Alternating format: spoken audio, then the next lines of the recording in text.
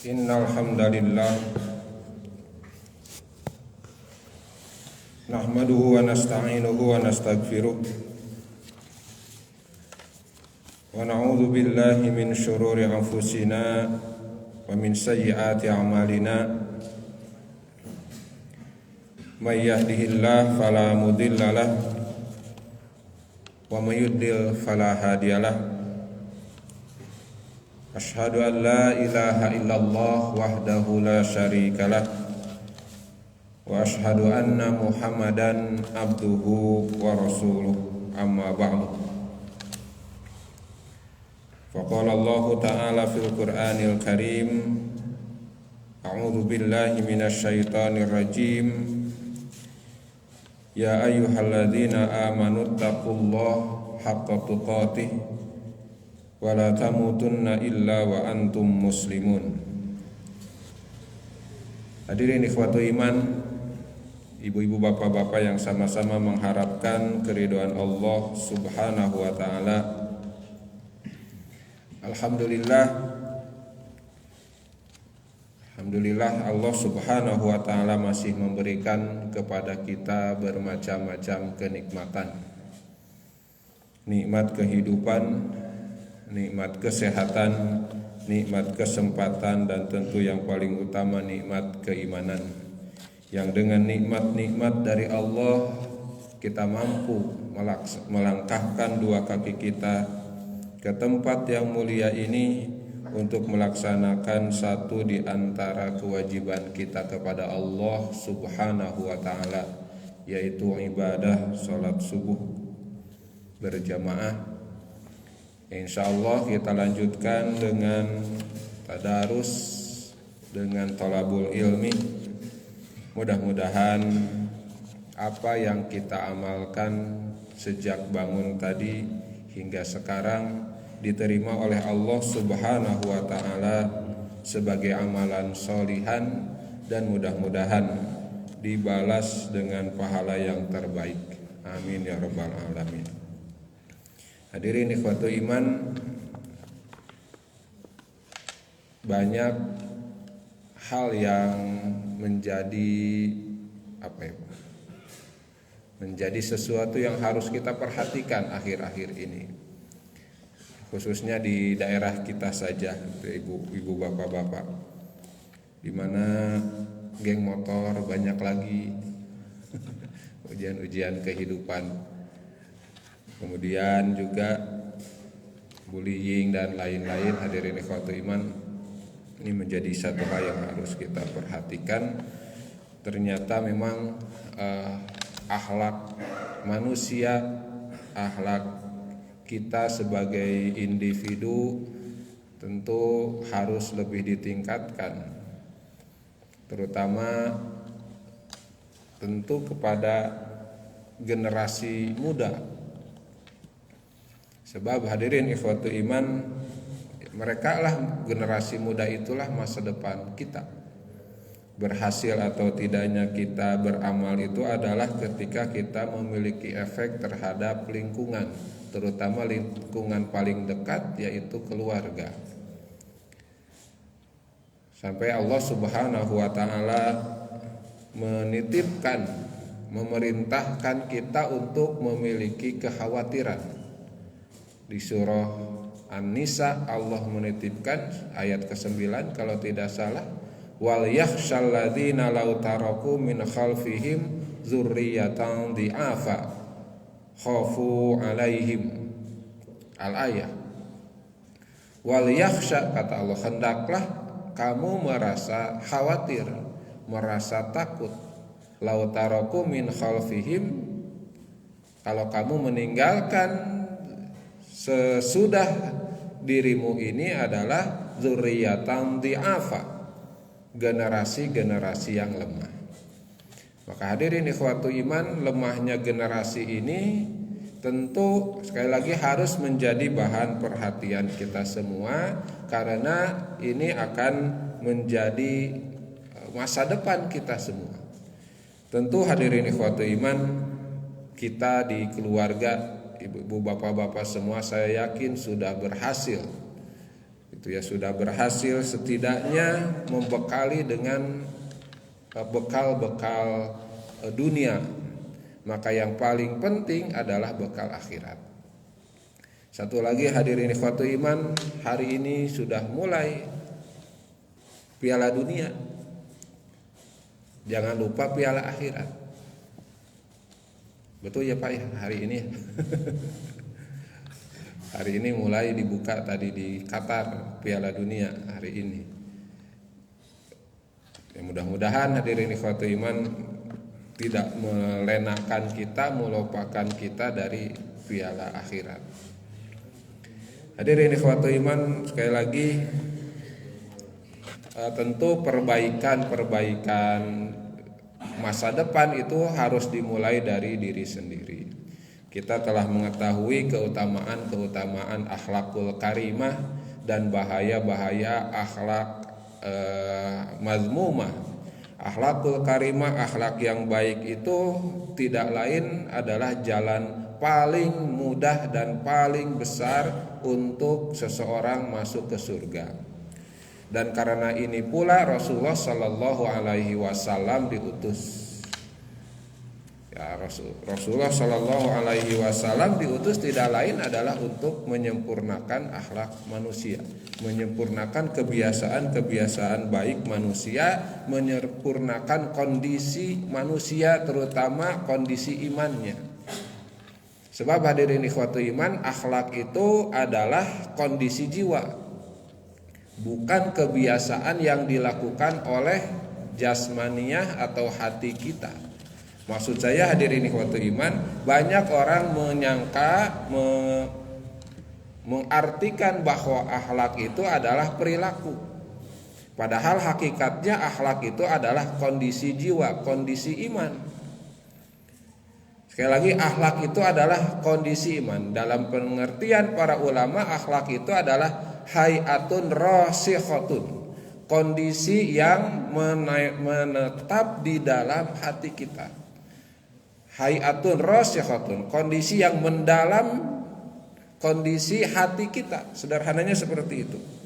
Kondisi hati kita, subur atau tidaknya, baik atau tidaknya, kondisi hati kita yang nanti akan berefek kepada apa yang ada di luar hati. Makanya dalam penjelasan para ulama, hati itu adalah raja dan anggota tubuh itu adalah tentara-tentaranya. Ketika hatinya baik, maka anggota badan akan melaksanakan amalan-amalan baik. Tetapi ketika hatinya buruk, keimanannya buruk, maka yang keluar dari tentara-tentaranya tentu adalah keburukan-keburukan. Maka sekali lagi, kondisi hati itu adalah akhlak, bukan perilaku yang dilakukan oleh tubuh kita. Seringkali dicontohkan akhlak yang baik itu kalau misalnya kita sedekah sudah tanpa pertimbangan, sholat di awal waktu sudah tanpa pertimbangan, itu betul. Tapi hadirin ikhwatul iman, jangan luput bahwa kondisi-kondisi yang barusan disebutkan, sholat di awal waktu setiap hari, sedekah rajin, itu adalah akibat dari kondisi hati yang baik. Kondisi hati yang baik. Nah, kondisi hati inilah yang disebut dengan akhlak. Kondisi hati yang darinya muncul amalan-amalan soleh secara terbiasa, dan darinya ketika mengamalkan suatu kebaikan tanpa perlu pertimbangan dan tanpa perlu banyak pemikiran lagi. Nah, hadirin ikhwatul iman, maka penting untuk kita memeriksa apakah kondisi akhlak kita, apakah akhlak kita itu baik atau buruk. Sebab yang tahu bukan diri kita sebetulnya. Hakikatnya hati kita, diri kita bisa jadi memang tahu, tapi seringkali menipu. Seringkali menyampaikan apa yang sesuai dengan keinginannya. Begitu kalau diri kita. Maka hadirin ikhwatu iman, pengenalan diri kita terhadap kekurangan-kekurangan diri, apakah kita sudah memiliki akhlak yang baik atau tidak, itu penting. Nah, berdasarkan penjelasan para ulama, ada 4 cara kita tahu apakah kita ini berakhlak baik atau tidak. Ada 4 cara apakah kita ini termasuk orang yang sudah akhlakul karimah atau masih akhlakul madmumah. Yang pertama adalah hadirin ikhwatu iman, dengan memiliki teman-teman atau rekan-rekan yang soleh. Jadi kalau kita ingin tahu bahwa akhlak kita ini baik atau buruk, maka tanyakanlah atau lihatlah dengan siapa kita berteman. Karena teman baik itulah yang akan memberitahu kita tentang akhlak-akhlak atau keburukan-keburukan yang kita miliki. Dalam suatu hadis Rasulullah Shallallahu Alaihi Wasallam menjelaskan, al-mu'minu mir'atu akhihi. Hadis riwayat Abu Dawud dari Abu Hurairah. Al-mu'minu mir'atu akhihi. Orang mukmin itu adalah cermin saudaranya. Maka baik atau tidaknya kita lihat cermin. Seperti kita mau melihat apakah wajah kita bersih atau kotor, berseri-seri atau tidak, ada nodanya atau tidak, ganteng atau tidak, maka hadirin ikhwatu iman yang kita lakukan adalah bercermin. Maka kalau kita ingin melihat aib-aib diri kita ingin tahu kita ini berakhlakul karimah atau tidak, maka hadirin ikhwatu iman, cara pertama adalah tanya diri kita, sudahkah kita berteman dengan orang-orang baik? Dan selanjutnya tentu keuntungan dari memiliki teman-teman yang baik, teman-teman yang soleh ini adalah tempat bertanya. Ya tanya. Kadang-kadang kita mah hadirin ikhwatu iman ragu untuk bertanya kepada saudara, kepada teman, kepada sahabat kita tentang aib dan keburukan kita. Sebab hadirin ikhwatu iman, memang yang namanya teman yang baik itu seringkali memaklumi dan menerima kita apa adanya. Ada si bapak ieu atas kitu keun we, kadang-kadang begitu. Sehingga lupa untuk menyampaikan tazkirah, lupa untuk amar ma'ruf nahi munkar. Padahal di antara keuntungan dan di antara kewajiban kita sebagai seorang mukmin terhadap saudara-saudara kita adalah amar ma'ruf nahi munkar, mengingatkan. Tentu dengan cara-cara yang elegan, dengan cara-cara yang baik, tidak mempermalukan di depan umum. Nah, hadirin ikhwatu iman, sekali lagi di antara kewajiban kita adalah mengingatkan. Banyak ayat Al-Qur'an memerintahkan seperti itu. Di antaranya ya di surah-surah yang kita hafal, Allah menyatakan fadzakir in nafa'atiz zikra. Berilah peringatan oleh kamu kepada siapa? Ya kepada saudara-saudara kamu, kepada sesama orang-orang beriman. In nafa'atiz zikra. Sebab peringatan, sebab memberitahu tentang sesuatu yang baik itu adalah bermanfaat untuk dirimu juga untuk saudara kamu. Jadi hadirin ikhwatu iman, sekali lagi di antara kewajiban kita kepada saudara kita adalah memberi masukan, memberi tahu kalau ada hal-hal yang kurang baik, memberikan tazkirah.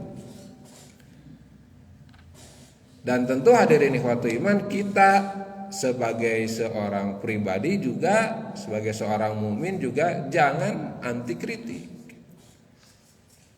Nah, kadang-kadang kita menganggap kritik itu buruk, mempermalukan, merendahkan, menghina dan lain-lain, padahal bagi orang mukmin inna fa'atiz dzikra, peringatan, nasihat itu adalah sesuatu yang baik.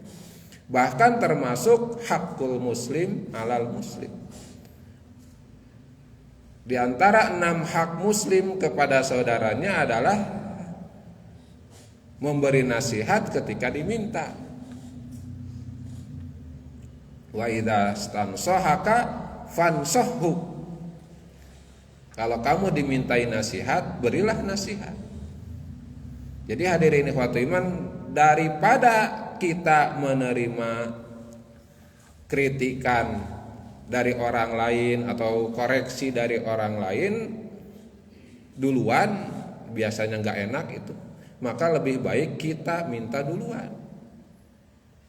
Wa idzas tansohaka, kan ini tersirat, ada isyarat bahwa nasihat itu harus diminta. Jadi sebelum kita dikoreksi oleh orang lain tanpa kita tahu atau tanpa direncanakan, lebih baik kita rencanakan. Wa idzas tansohaka fansohu. Kalau kamu dimintai nasihat, nasihatilah orang itu. Maka hadirin ikhwatul iman, di sini tersirat bahwa yang pertama itu mintanya dulu.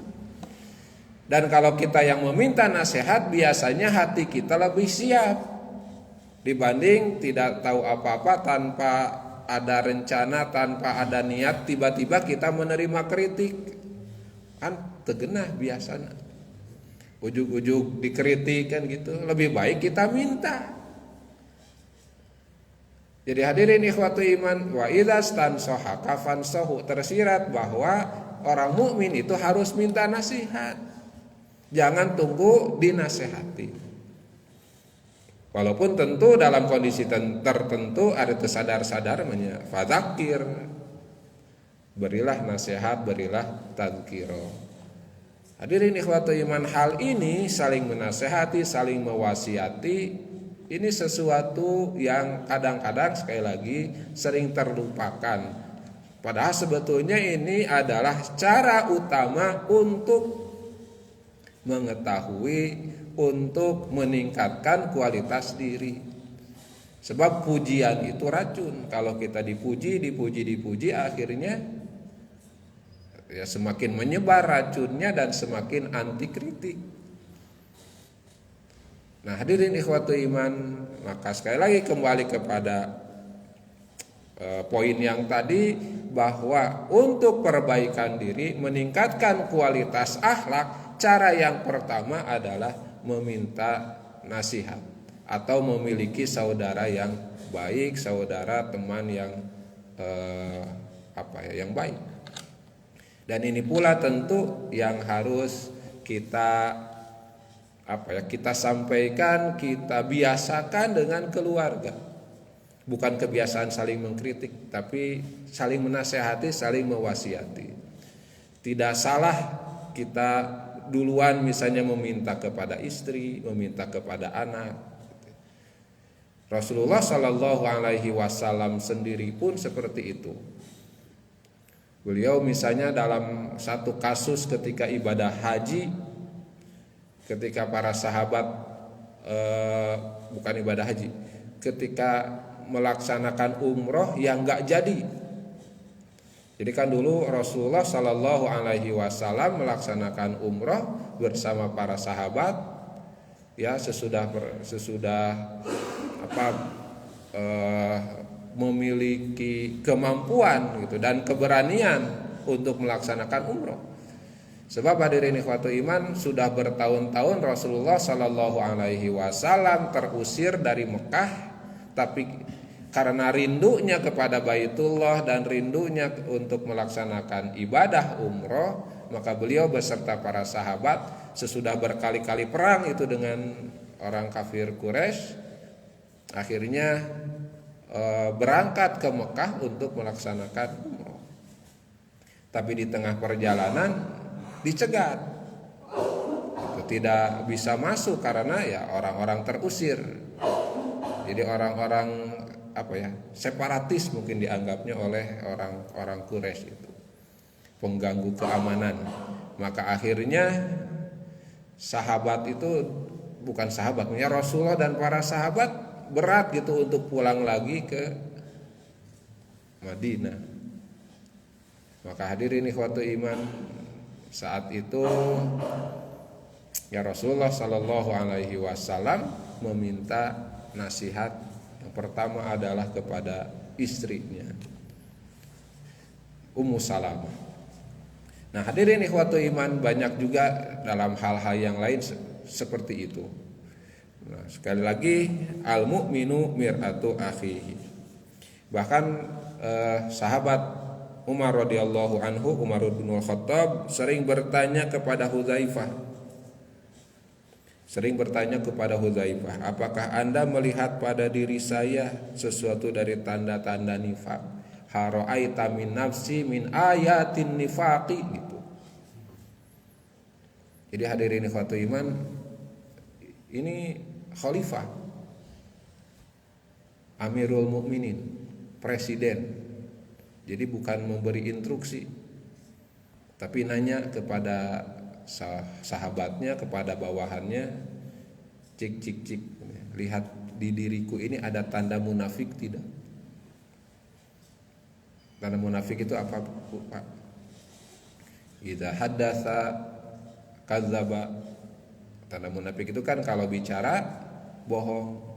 Wa idza wa'ada akhlafa, kalau ada janji akhlafa ingkar. Wa idza tumina khana, kalau diberi amanah khianat. Itu 3 ciri orang munafik. Nah Umar sering bertanya kepada Hudzaifah al-Yamani itu kan sahabat istimewa, pemegang rahasia Rasulullah Sallallahu Alaihi Wasallam. Jadi kalau Rasulullah salah satunya ya, jadi Rasulullah tahu siapa saja orang munafik. Jadi ada list, mungkinnya kalau dalam bahasa sekarang ada list orang munafik. Rasulullah itu tahu yang mana saja orang-orang munafik karena diberitahu oleh Allah tentu saja. Iya kan secara zahir tidak terlihat. Ibu-ibu, bapak-bapak, secara zahir orang munafik itu tidak terlihat karena sholat sama seperti sholatnya orang mukmin. Mereka berzakat seperti orang mukmin yang lain. Sebab munafik itu munafik di zaman Rasul ya. Nifak di zaman Rasul itu ingkarnya hati tapi jasmani ikut-ikutan, mengikuti gitu. Kalau di kitab mah itu disebutnya munafik i'tiqadi. Jadi akidahnya munafik, akidahnya kafir, tapi secara keseharian hidup bergaul sama seperti orang-orang mukmin. Itu munafik i'tiqadi. Dan ini yang Allah nyatakan fiddarkil asfali minan nar, di neraka paling rendah. Lalu ada jenis munafik yang kedua, munafik amali. Orang-orang yang akidahnya kuat tetapi hatinya bukan kuat, akidahnya ada, keimanannya ada tetapi tidak terlalu kokoh, masih terombang-ambing oleh kepentingan dunia. Maka seringkali ada dusta, seringkali kalau janji ingkar, dan seringkali kalau diberi amanah khianat. Nah Umar ini sahabat Rasulullah, seorang khalifah saat itu, sudah menjadi Amirul Mukminin, sudah menjadi presiden, sering nanya kepada bawahannya, kepada sahabatnya, ada nggak tanda munafik? Sederhananya atau dalam bahasa lebih teknis bapak-bapak, ada nggak program kerja yang belum dilaksanakan? Ada nggak janji kampanye yang belum terwujud? Nah hadirin ikhwatu iman, jadi beginilah seharusnya seorang mukmin dan beginilah seharusnya seorang pemimpin. Janji-janji itu harus dilaksanakan, karena kalau tidak berarti munafik kan begitu.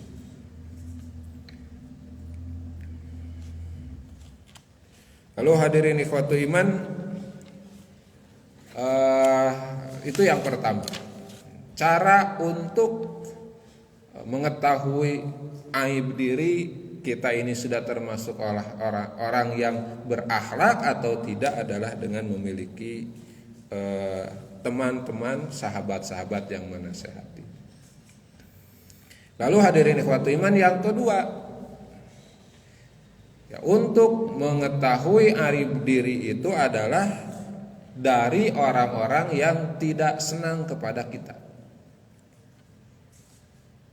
Jadi hadirin waktu iman bukan harus punya musuh ya ini. Sebab kan suatu hal yang alamiah, ada orang-orang yang tidak cocok atau mungkin ada yang tidak senang kepada kita. Maka dengan orang seperti ini bukan berarti harus dijauhi. Ya mau tidak mau antara mukmin dengan mukmin itu ya bisa jadi ada masalah atau ada ketidakharmonisan atau ada ketidakcocokan dalam satu dan lain hal. Maka dengarkanlah orang-orang yang seperti ini. Karena dia lebih jujur. Kalau sahabat seringkali lebih banyak memuji, tapi musuh lebih detil melihat aib-aib diri kita. Maka kalau kita ingin tahu apakah diri kita ini banyak aibnya atau tidak, coba dengarkan orang-orang yang tidak senang dengan kita. Ajak bicara. Kalau dia mukmin, ya minta nasihat darinya, sebab dia lebih jujur, bisa jadi lebih objektif. Walaupun ada kemungkinan juga lebih banyak suudzon bisa jadi, tapi setidaknya kita cocokkan, kita bandingkan kritiknya dengan kita insaf terhadap diri kita. Ibu-ibu, bapak-bapak tahu insaf itu jujur. Tapi bukan jujur kepada orang lain. Insaf itu jujur kepada diri sendiri. Nah, jadi jujur terhadap diri sendiri, cocokkan dengan orang-orang yang tidak senang dengan kita. Pastilah ada kan ya. Jadi supaya berhubungan baik, tanya, coba Pak nasihati saya ini pasti banyak aibnya. Borolo misalnya keluar aib-aib kita dikeluarkan, alhamdulillah kan kita bisa memperbaiki diri sendiri, meningkatkan kualitas diri menjadi orang yang lebih baik, bisa jadi menjadi orang yang berakhlakul karimah. Jadi musuh itu bukan musuh ya, mohon maaf kalimatnya bukan musuh. Jadi orang-orang yang tidak senang dengan kita itu seringkali lebih jujur. Maka alangkah baik kita meminta nasihat, meminta kritik dari orang-orang seperti ini. Lalu hadirin ikhwatul iman, yang ketiga, cara untuk mengetahui aib diri, cara untuk mengetahui kalau kita ini berakhlakul karimah atau tidak adalah dengan menghadiri majlis-majlis ilmu. Ya tentu ini sudah lumrah dan sudah jamak, sudah diketahui oleh kita semua. Menghadiri majelis ilmu itu adalah mendengarkan hal-hal yang seringkali itu meningkatkan kualitas diri kita. Kan tidak jarang ya di masjid itu ustadz atau mubalik, kiai yang menyampaikan marah-marah misalnya, atau menyampaikan kritik saja. Ya, ini sesuatu yang baik. Ya, sebab melaksanakan perintah Allah yang tadi, fadzakir in nafa'atiz dzikra. Berilah peringatan. Nah, dengan menghadiri majelis-majelis ilmu, kita akan bisa mengetahui posisi kita di mana. Apakah sudah posisi baik atau masih dalam posisi degradasi yang harus ditingkatkan. Masih ada kualitas-kualitas diri kita yang perlu diperbaiki. Maka hadirin ikhwatu iman, menghadiri majelis ilmu bukan hanya menambah ilmu, tetapi yang lebih penting adalah meningkatkan kualitas kita, meningkatkan kualitas hidup dan diri kita. Tentu bersumber dari ilmu, bersumber dari Al-Quran dan As-Sunnah. Allah Subhanahu wa taala menyatakan ya fafsahu, ya, kalau kita masuk ke suatu majelis ilmu maka tafassahu wa tawassamu, saling meluaskan, ya, saling memberi peluang dengan teman.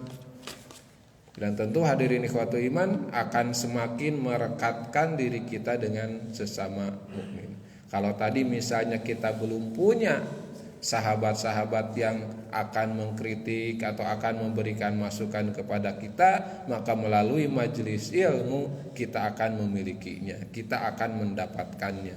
Maka dengan hal ini sudah ada dua keuntungan, mungkin ya, sudah ada dua keuntungan. Pertama, kita mendapat tazkirah dari ilmu yang diberikan, dan yang kedua kita mendapatkan teman-teman yang mungkin akan memberikan perbaikan kepada diri kita.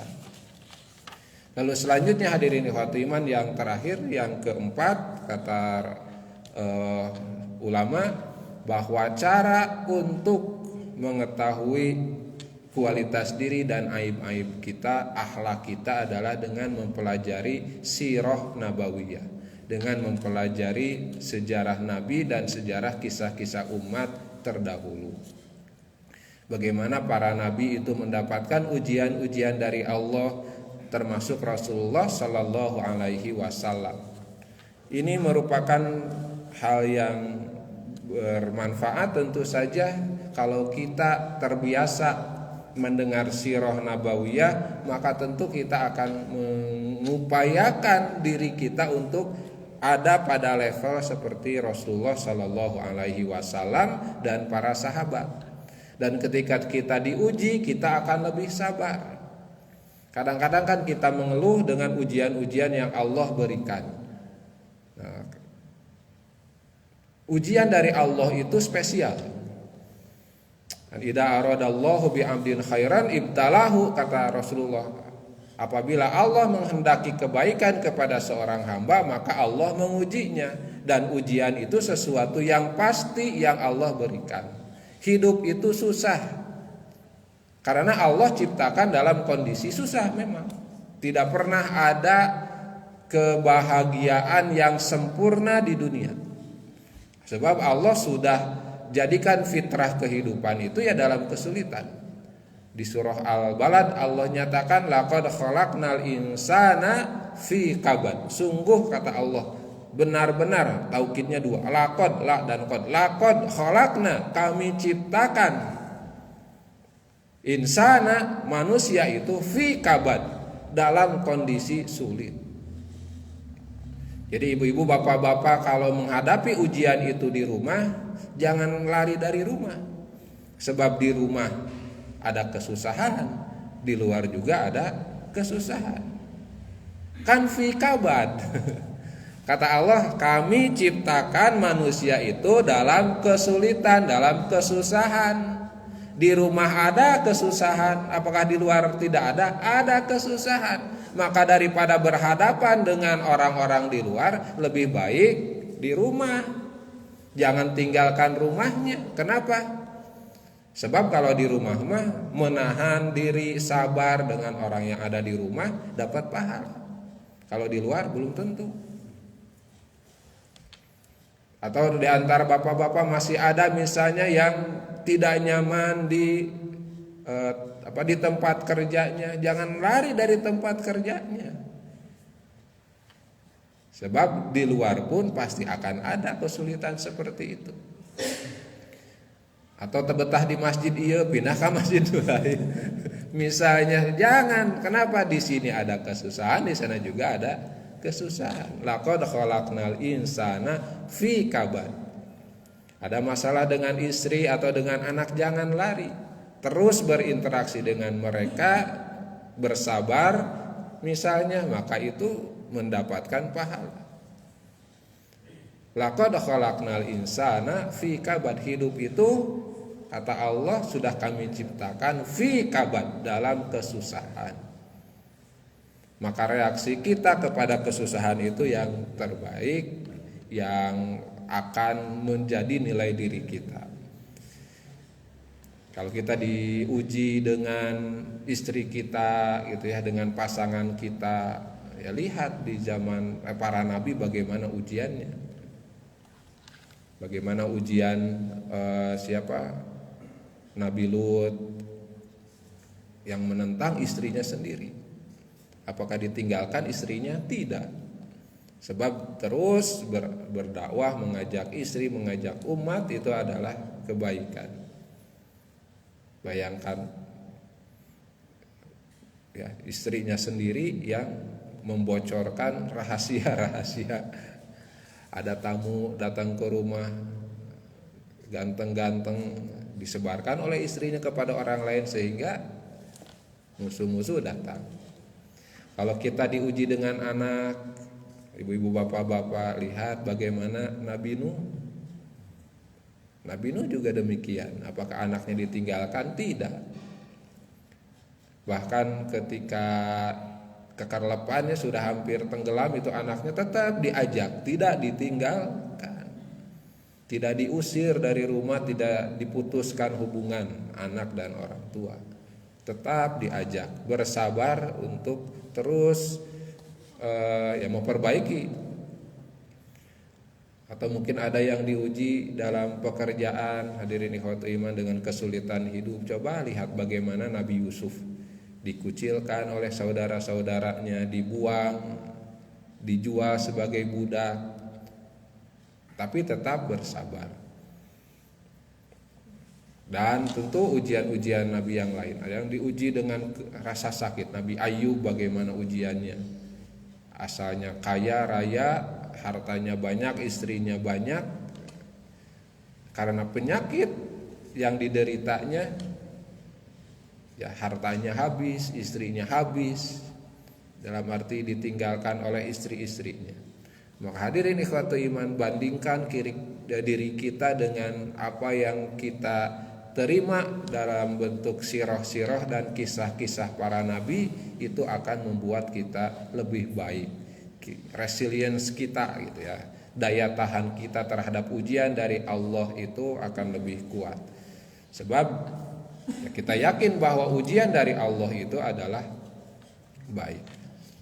Ya, ada yang ditelan ikan paus itu ya, Nabi Yunus, Zunnun disebutnya. Nah, dan lain-lain. Hadirin ikhwatul iman, ujian-ujian dari Allah itu pasti. Maka supaya kita meningkat kualitas diri, pelajarilah kisah-kisah para nabi dan sirah nabawiyah. Ya, kalau kita masih mengeluh dengan rumah, coba bandingkan rumah kita dengan rumah Rasulullah Sallallahu Alaihi Wasallam. Rumah Rasulullah sekecil, Pak, sangat sederhana. Nah, hadirin ikhwatul iman,